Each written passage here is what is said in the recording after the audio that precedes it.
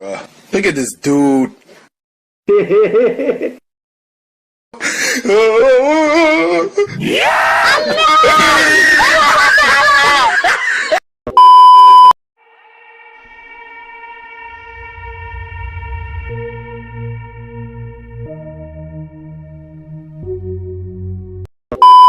Hey, finally I came back with only one video. I will again take break from YouTube.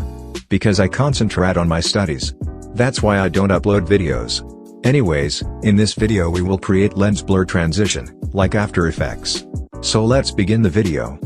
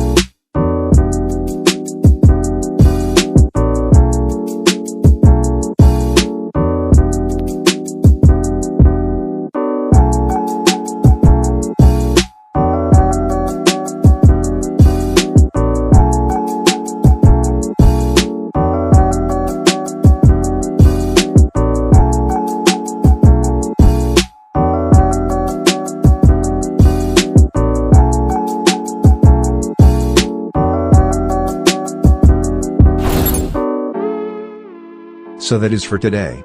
Hope you liked this video. I will not upload videos until I have finished my studies. Sorry for my noob English.